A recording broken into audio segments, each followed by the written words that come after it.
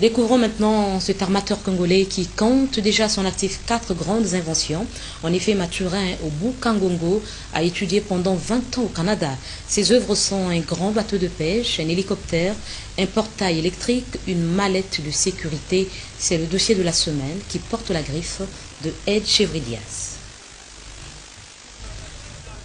Nom et prénom, Obukangongo Mathurin, âge 40 ans, né et grandi à Brazzaville, il aura vécu 20 ans en Amérique.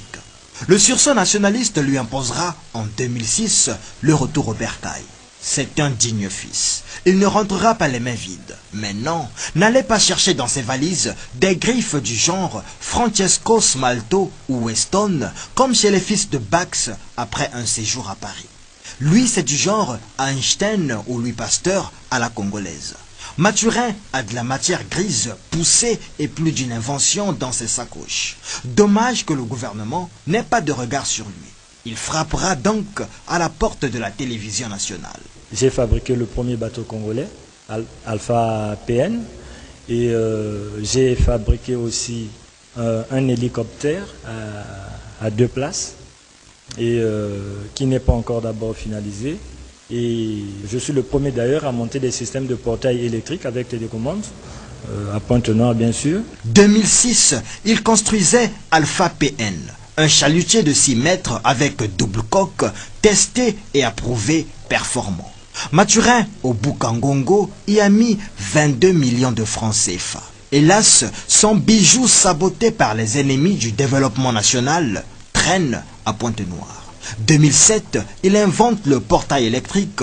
Une année après, il conçoit un hélicoptère 2 places. Il parle de 14 millions de francs CFA déjà dépensés. J'ai pas de subvention, malheureusement. C'est par mes propres moyens, par mes économies et par le soutien aussi certainement d'autres Canadiens, souvent qui m'aident de temps en temps. Dites-nous, peut-être que vous aurez besoin d'un certain apport de vos concitoyens, de vos compatriotes, les Congolais. Ce serait lequel? Non, pas peut-être, c'est ce que j'ai toujours souhaité. C'est ce que j'ai toujours souhaité parce que aujourd'hui, je pense ma présence dans la chaîne nationale, ça sera plutôt pour intéresser quelques ministères, en leur disant que je suis un homme qui est prêt à signer un défi, dans le sens où moi, ce qui m'intéresse, c'est la création d'emplois.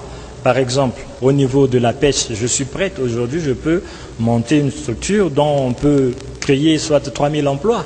Parce que j'ai fait déjà des preuves, par exemple, en ce qui concerne la fabrication des bateaux. Bon, dans le domaine de l'agriculture, j'ai des inventions que je ne peux pas citer de peur que ça soit volé.